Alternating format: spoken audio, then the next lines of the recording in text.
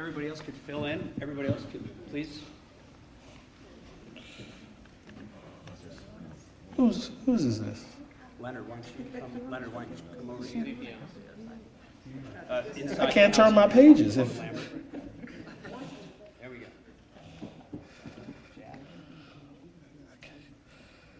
You guys all good? That's what I'll do right there. VPN.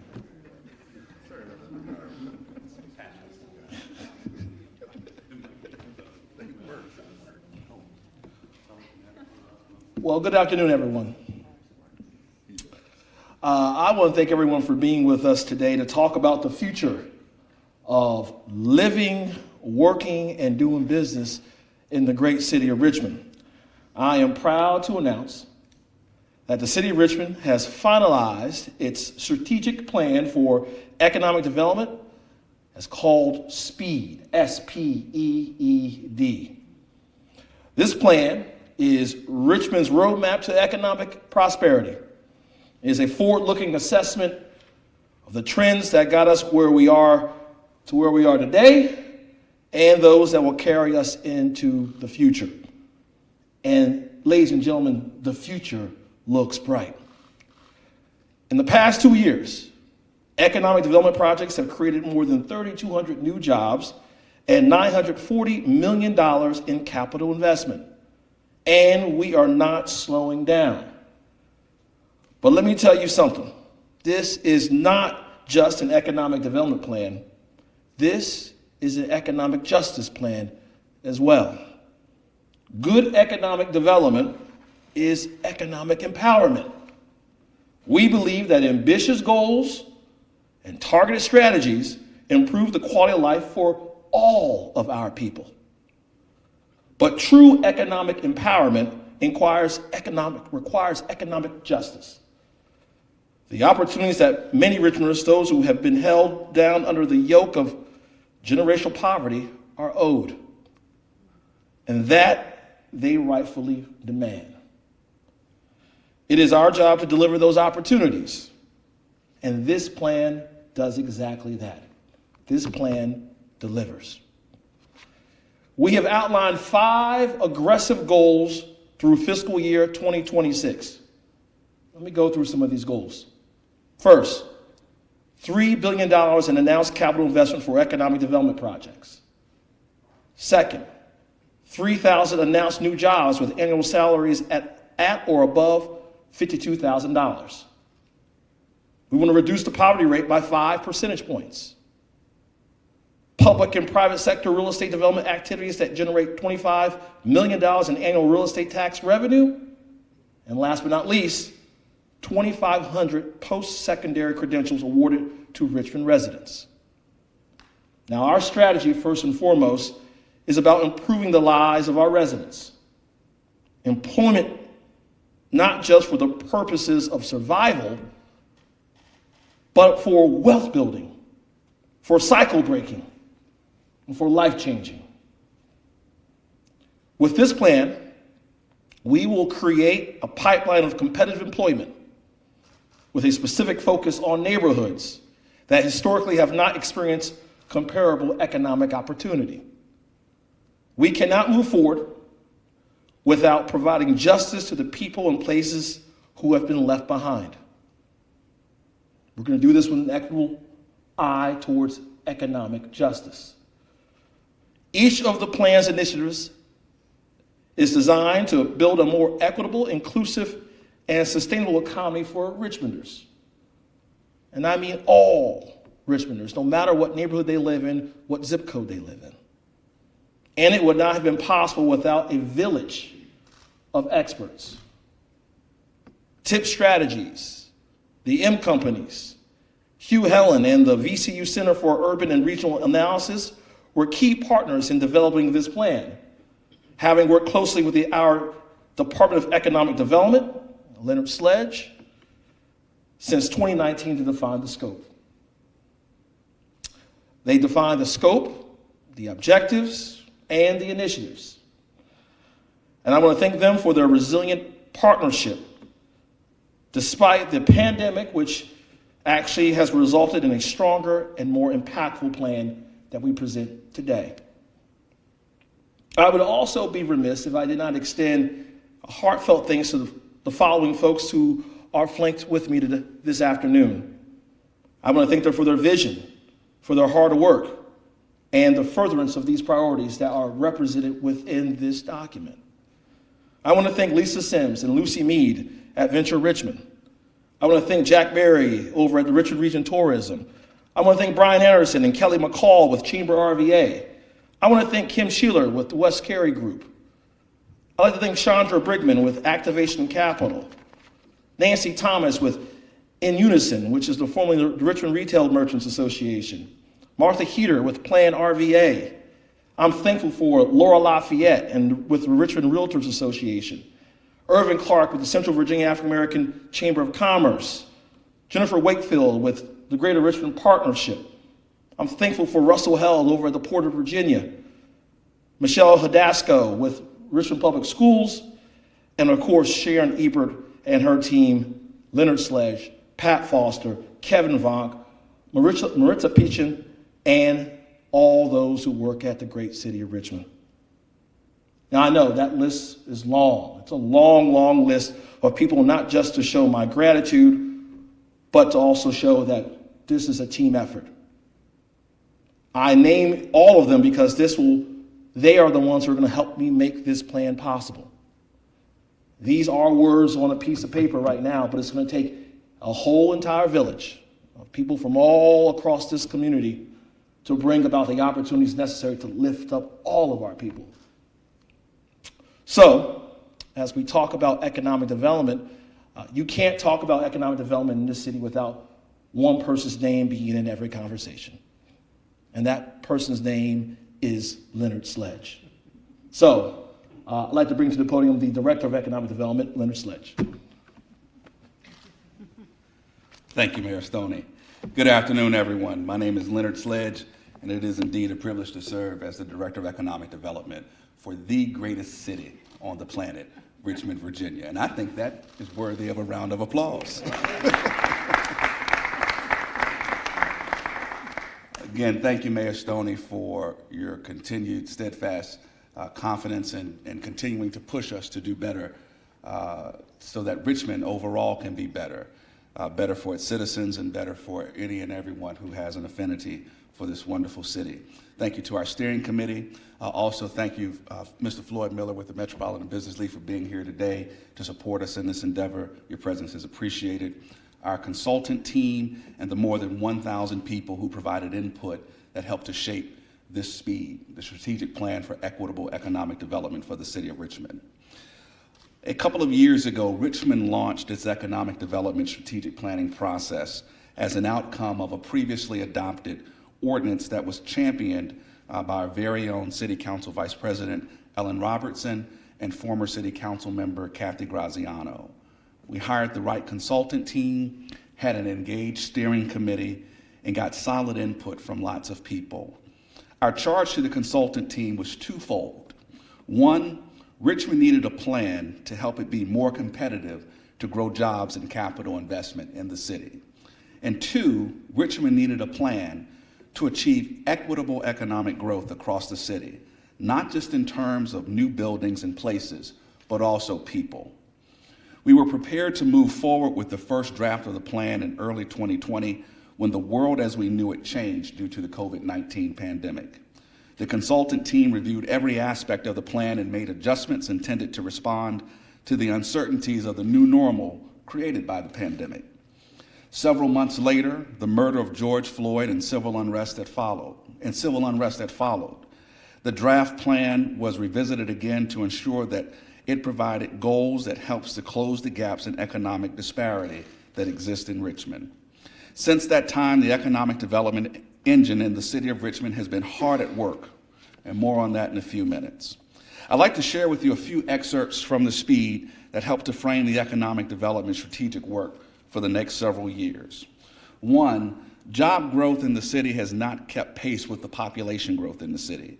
From 2001 to 2021, Richmond lost nearly 11% of its jobs, while the 3 surrounding counties individually gained between 9% to 28% more jobs. African American workers in the city are more likely to be employed in the region's 3 lowest paying occupations, all with median annual earnings below $31,300.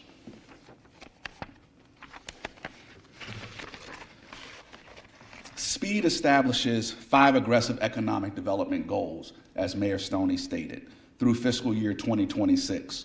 Number 1, $3 billion in announced capital investment for economic development projects.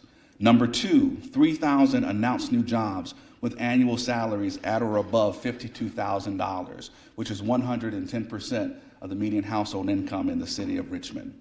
Number 3, reduce the poverty rate by 5 percentage points. Number 4, public and private sector real estate development activities that generates $25 million in annual real estate tax revenue for the city's general fund. And number 5, 2,500 post-secondary credentials awarded to Richmond residents. SPEED accomplishes this by focusing on 3 primary objectives and the associated initiatives that are detailed in the plan. Objective 1, community, speaks to the needs of the community that is Richmond, its people, its neighborhoods, and the small businesses that serve local residents. It speaks to the character of the city, including its heritage. In economic development terms, it looks less at high-wage, high-growth industries and more at strengthening the fabric of the community, its people, and its places. Objective 2, innovation. It is clear that the most resilient industries post-COVID-19 will be tech-driven. The more rapidly Richmond can embrace this trend, the more successful we will be in repositioning our city. High-growth entrepreneurship and R&D, research and development, will play a major role. In addition, Richmond has an immediate opportunity to embrace smart city initiatives. And finally, objective number 3, industry. A more robust business retention and expansion program, along with a new set of strategies to leverage anchor institutions, will be critical to position Richmond for a stronger recovery and add new jobs and capital investment. In addition, an active business retention and expansion program protects against company exits to surrounding suburban counties or to other competitor metro areas. We are in a global competitive environment for jobs and investment. That's the reality. Without a strong foundation that properly engages and supports the city's existing employers, other approaches aimed at bringing in outside investment, companies, and talent will be less effective. Richmond's overall economic development program, not just the Department of Economic Development, but including other city departments as well as local and regional partners, including those who are here today and those who are not able to be here with us today, and those who we have yet to engage, must be redesigned to better address the needs of existing companies. As Mayor Stoney previously stated, over the past 2 years, the city has announced economic development projects that are creating more than 3,200 great new jobs right here in the city of Richmond, and more than $940 million in capital investment. That's just from the projects that were touched by the Department of Economic Development. During this time, the city has also approved the Richmond Equity Agenda, approved the Richmond 300 Comprehensive Plan, the Greater Scotts Addition Small Area Plan, and the City Center Small Area Plan. We are in the final stages of a competitive process to select a developer to lead the redevelopment of the 67-acre Diamond District to include a new baseball stadium. The city has approved increasing the revenue threshold that enables more businesses to be exempt from the B-poll tax. The city has approved the creation of a technology zone to encourage the growth of technology businesses in the city. We've developed a set of baseline community benefits to consider when negotiating development agreements for city-owned property. During the height of the COVID-19 pandemic, the city created and administered grant programs that resulted in 450 grants totaling $6.1 million awarded to local small businesses and organizations. And ladies and gentlemen, we have done so much more in addition to those things to support the citizens and businesses that make Richmond, the Commonwealth of Virginia's capital city, such a desirable place to be. The Cambridge Dictionary defines economic development as this: the process in which an economy grows or changes and becomes more advanced, especially when both economic and social conditions are improved. Speed was developed to do precisely this: improve economic and social conditions in Richmond. We've got more work to do to accomplish this, and we can't get it done soon enough for all of Richmond to benefit from. Thank you very much. Mayor Stoney.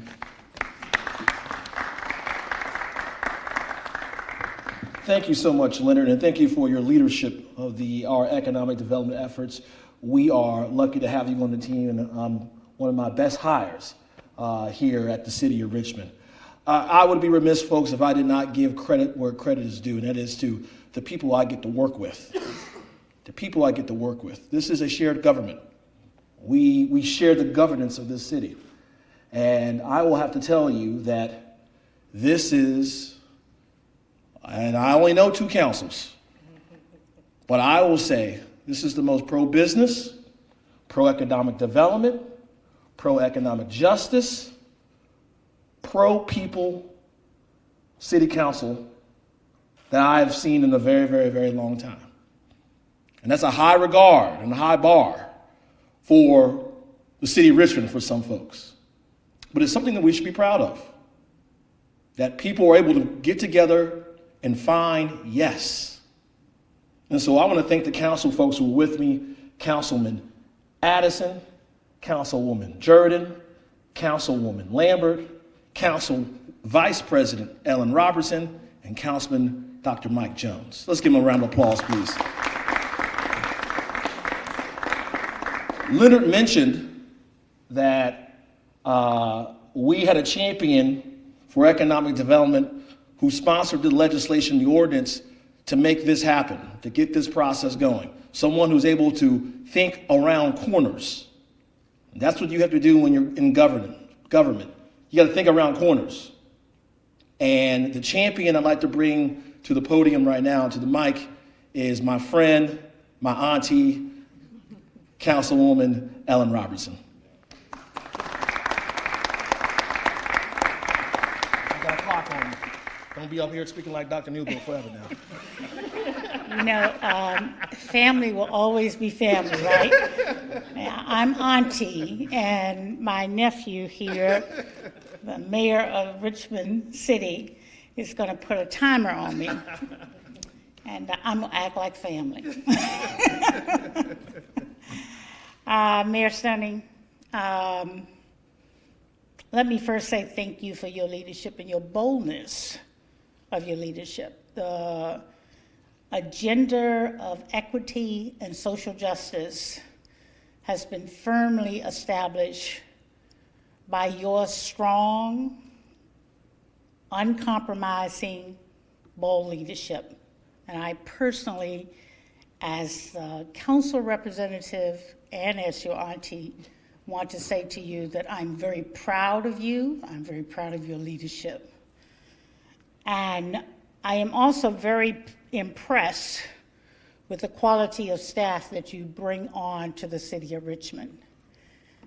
And having said that, Mr. Sledge, you know, you guys got the same initials, and sometimes I get confused as to what I'm sending to the mayor or the executive, the director of economic development, but they both respond, and that speaks volume to the team leadership that we have in the city of Richmond. Mr. Sledge, you have done a tremendous job for the city. Not only have you done a tremendous job for the city, you have represented us with a degree of integrity and trust. And when you bring us a development deal, we know for certainty that you have covered all of the bases and you've done your job well. And I want to thank you, all of your team, and Ms. Ebert and her staff that works in partnership with you to make these things happen. Mayor Stoney is correct as well as it relates to the leadership of this council. I have served on this council for many, many years, but this is the first council that I have seen step forward in an intentional way to ensure that economic inclusion is a part of our agenda, and it's an agenda that we are obligated and committed with all the intentions to keep. This plan has been in the works for a long time. Some things take longer to develop than you would expect or you would hope. But I'm really encouraged, Mayor Stoney, because I know where this plan was before the pandemic. I know where this plan was before George Floyd, who is the cousin to my liaison. So it touched our office extremely hard. I know where this plan was, and I want to commend you for the willingness and the boldness again to say, no, we need to stop. This pandemic and this uprise of injustice in our face must be dealt with in this plan. And when I read this plan, I said back to Mr. Sledge, I'm impressed with the boldness of saying that equity justice leads this plan. And so I'm grateful to be here this day to witness this plan being completed and for introduction to the council. And I look forward to continue the work with the council members to ensure that many of the strong recommendations in this plan, such as working more effectively with our EDA, such as surplusing our properties and putting them in a position ready for development, such as also supporting us moving forward with looking at intentionally investing in our public housing communities without any concern of displacement, but providing opportunity for equitable growth and wealth for all. There are many things that we have done collectively together, and I will assure the residents of the city of Richmond that we will continue this work, and we will make sure that this plan, speed, will be expedited speedily. Thank you. Thank you so much, Council Vice President Robertson, for those remarks. I'm going to ask the next person I'm asked to come to the mic is someone from the time that he arrived as a member of the City Council has been fighting for not just his part of Southside, but the entirety of Southside to be a place that we invest to improve the quality of life for all of its residents, and it be a desirable place for investment for the city dollars as well. And that's my friend, Councilman Mike Jones. Councilman Jones.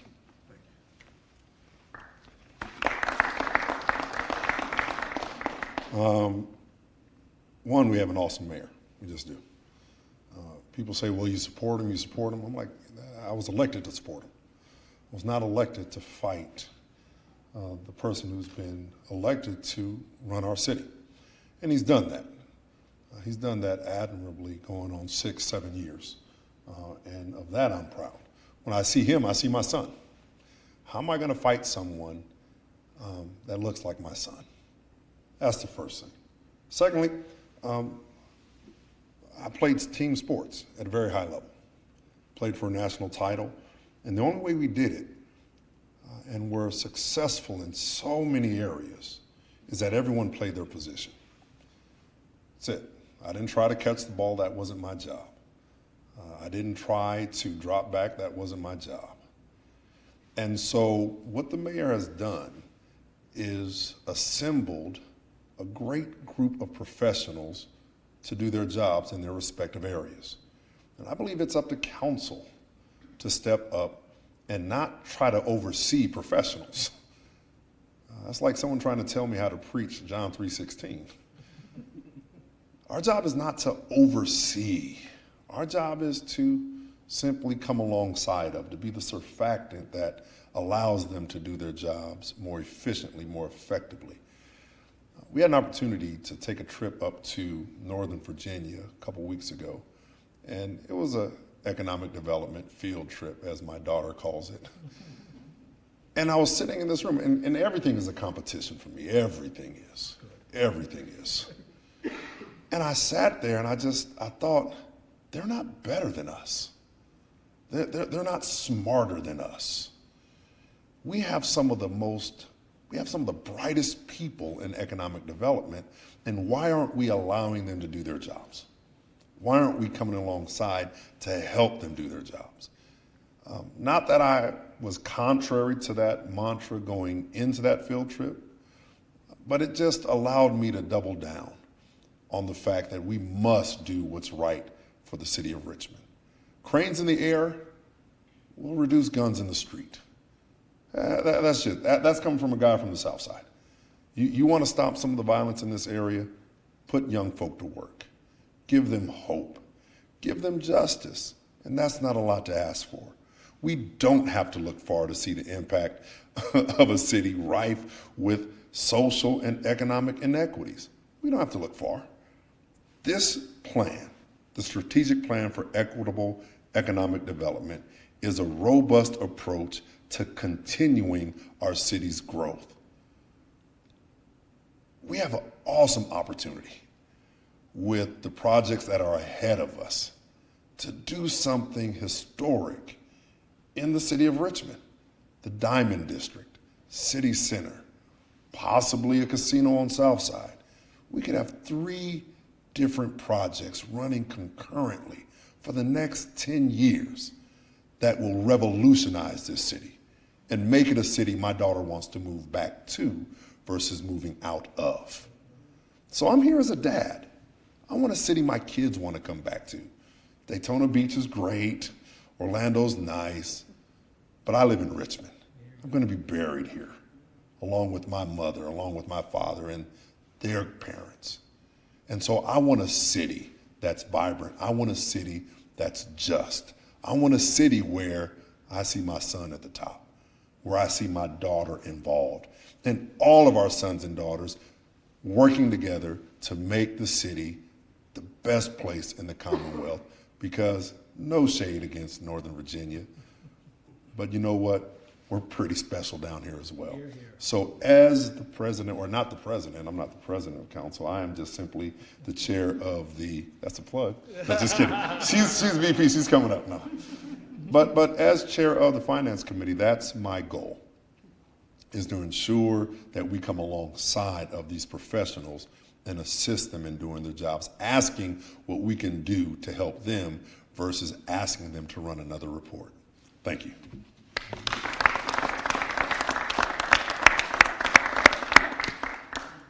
A just, inclusive, competitive city. That's all we can ask for. That's what we want to be. A just, competitive, and inclusive city. I think we can do that. And speed will get us there. Speed will get us there. With that, we'll take some questions. Question first on the economic development plan. Kyle? Well, I think my question will tie into what you are talking about today with economic justice. I wanted to ask a little bit about the string of violence in the city, specifically on the East End between last Monday and yesterday. There were 4 people shot and killed, specifically in the East End. And I'm wondering, I know that you just unveiled the comprehensive, detailed plan to combat violence in the city. I know economic justice is a part of that plan. But as we know, each community faces its own unique set of challenges. I'm wondering if there's anything in these plans that could specifically address the East End community and the crisis that they're facing right now. Tyler's question is about the East End community and the violence that's been seen over the course of the last week in the East End. And Tyler, I will say that there are a number of initiatives that are already underway to reimagine the East End. I'm proud of the growth that I've seen in the East End in the time I've moved to Richmond after graduating from college over the course of the last nearly 20 years. However, there's much more for us to do, whether that means the heritage site for the memorialize the enslaved in Chaco Bottom to the redevelopment of public housing in the East End as well. Those are just a few of the projects that are necessary for us to lift people up. Now, here's the thing. If we had $500 billion all at once, we would do all those projects all at once. But unfortunately, we're working with a finite amount of money each and every year. In this plan, we lay out what we want to do over the course between now and fiscal year 2026. I think that it's ambitious. And obviously, I will continue to challenge my friends on City Council on how we could be even bolder about what we do moving forward. Here's the thing. We know for far too long that our city has left certain parts of this community behind. We know it. So how do we come together, not just City Council, but our friends in the private sector philanthropically as well?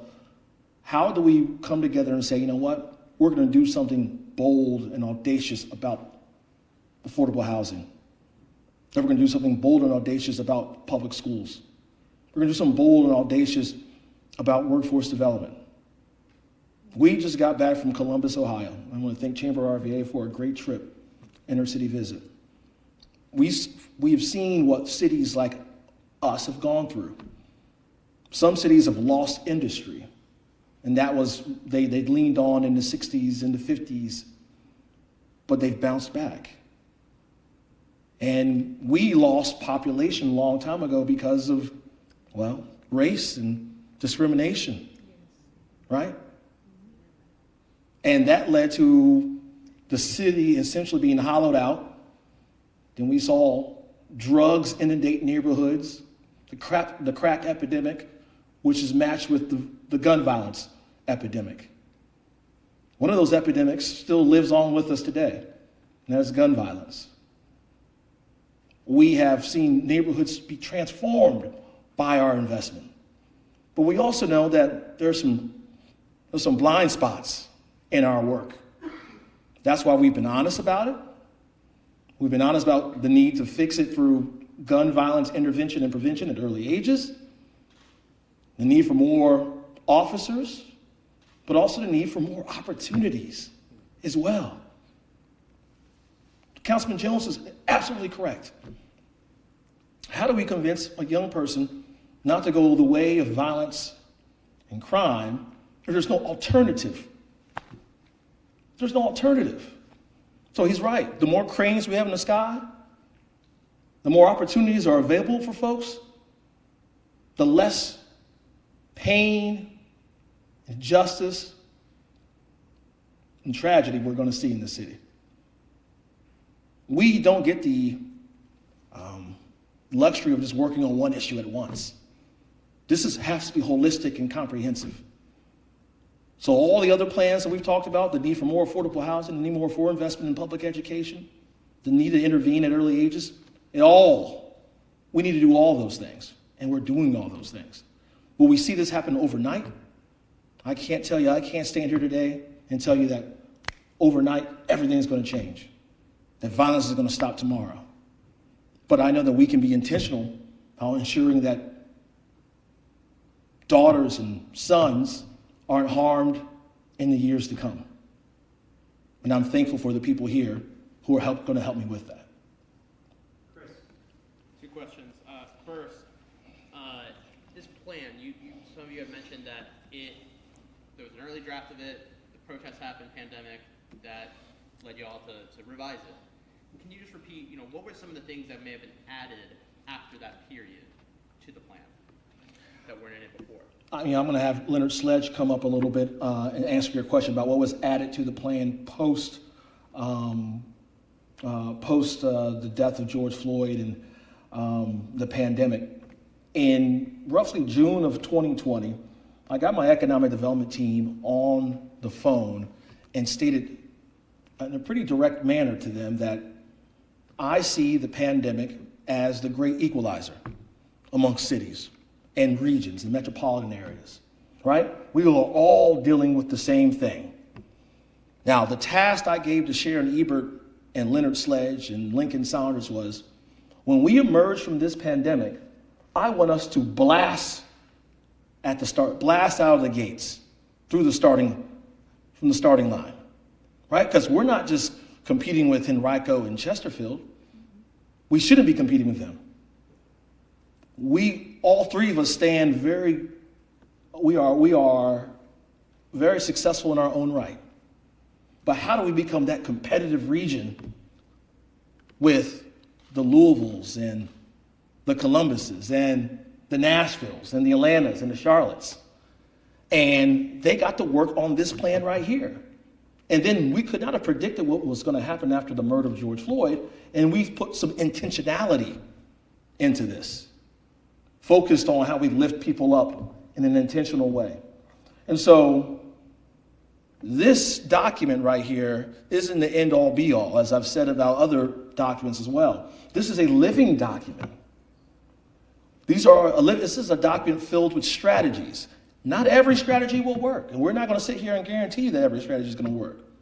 And when a strategy doesn't work, we're going to go back to the drawing board and come up with a strategy that will work. But these strategies that we've created for this plan right here, I think puts us definitely further ahead than we were 5 or 10 years ago. Leonard, do you want to add anything? Thank you, Mayor. Chris, great question. And as I'm thinking back to other iterations of the plan, nothing specific comes to mind to give you a concrete example. But I do know this. In the wake of the murder of George Floyd and the civil unrest that ensued, I mean, from the onset, as I shared, we knew that we needed a plan that helped to increase opportunity for everyone. And overarchingly, as we moved through those different iterations, it was always a question of, does this bite deep enough so that it will really respond to things that we have heard? Are there practical things that we can do? Can we assemble, the great team of people who we have been working with, and again, those who we have not had an opportunity to work with yet, so that we can continue to push the envelope? And to reiterate and restate what Mayor Stoney said, with the adoption of this plan doesn't mean that we stop. We should always be pushing the envelope to figure out what is it that we need to do and revisit so that Richmond and her citizens are in better position. And I believe that we have done that with this plan. There are some pretty cutting statements and data that exists, such as in the city of Richmond, out of the 16 cities that we were compared against in the analysis of this plan, African Americans are 4 times less likely to have a bachelor's degree. Now, I'm from the school of thought. I'm very thankful for having higher education credentials, but I'm also of the mindset that someone can be a journeyman apprentice or a journeywoman apprentice and earn a great wage and live a wonderful life economically.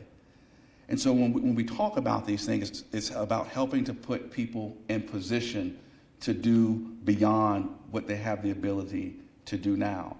And when you see data such as that, or when you see data that points to the fact that African Americans are more likely in the city of Richmond to be employed in the 3 lowest earning occupations or industries in the region, that should send signals.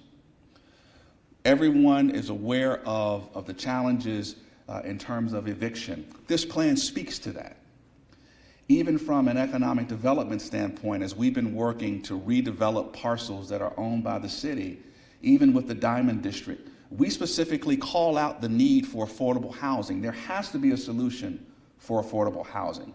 And for the first time, correct me if I'm wrong, but we also call out specifically a percentage for replacement units for Gilpin Court. And so we're being very purposeful. Richmond spoke very loudly over the past 2 years. And this plan is an absolute immediate first step, building upon the conversations and the action since those moments in time to put the solid plan in place to keep us moving forward. I have one other question, sort of related, but later tonight, City Council is supposed to vote on potential transfer of the Coliseum property to the EDA. Yep.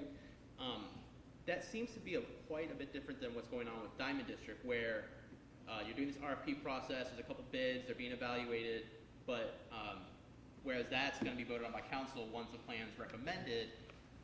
Your administration is proposing, let's just transfer to the EDA now, and then we'll figure out, where the bids are and who's going to come. Why this different approach for this project? And does that have anything to do with, I don't know what the deal is as far as council oversight later, but is it potentially that you are doing this so that if there was any misgivings that council members have, that the property's already been transferred?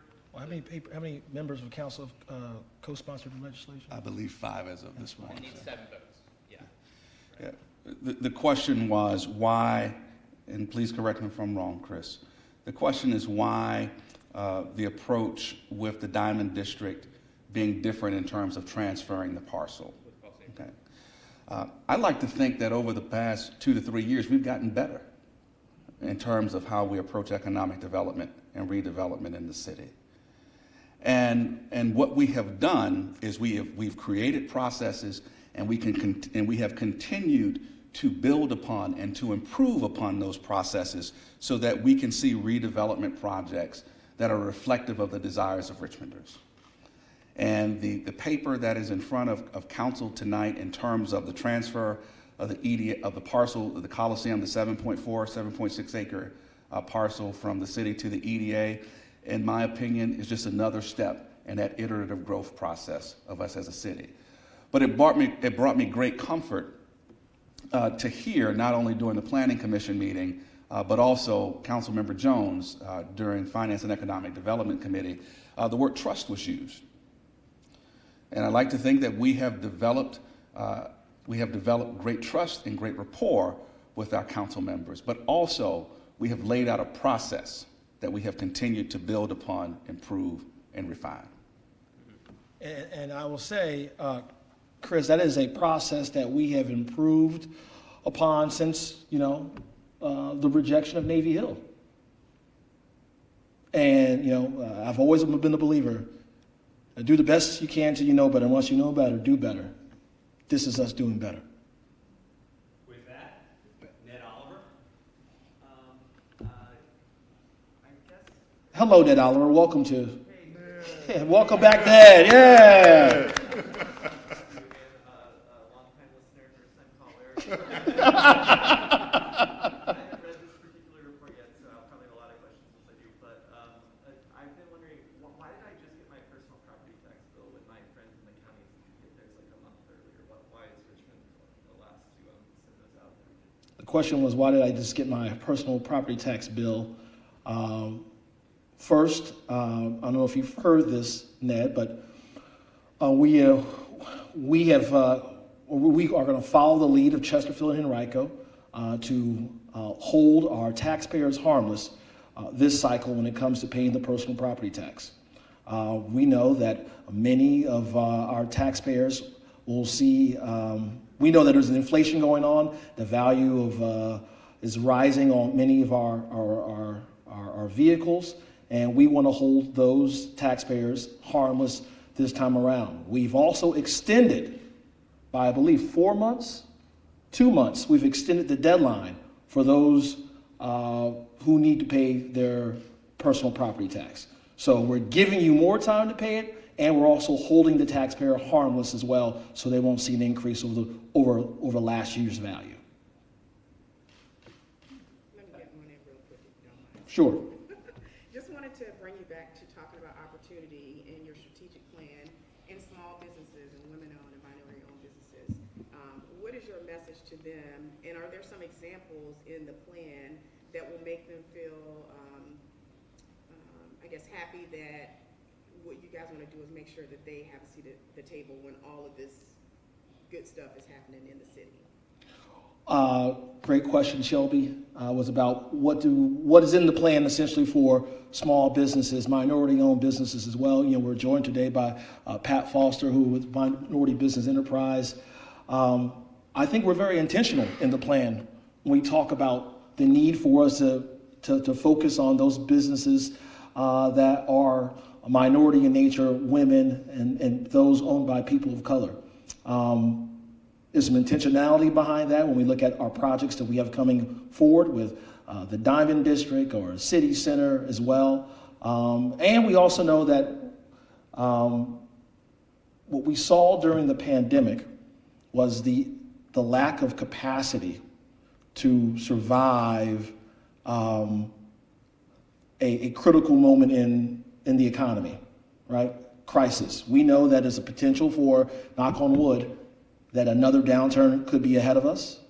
And how do we make our businesses, particularly women-owned businesses and those businesses owned by people of color, more resilient to survive a potential downturn?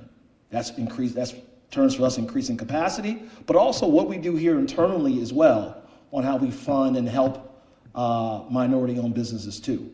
That's why we have a disparity study underway here at City Hall. We already know that we can do better as a city, but there are processes that we must follow, and we're doing that with the disparity study so we can actually allocate the necessary dollars to investing, I guess you could say, in women-owned business and minority, black and brown-owned business as well. Leonard, you want to add anything? Perfect. Okay.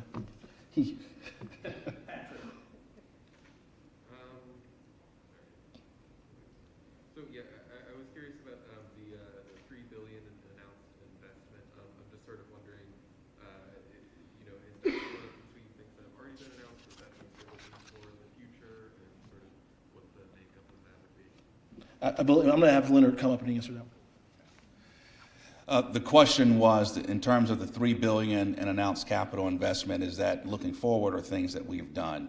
Again, as we mentioned, we've been hard at work on implementing strategies, and we're just now getting to the point of the formal introduction for the plan.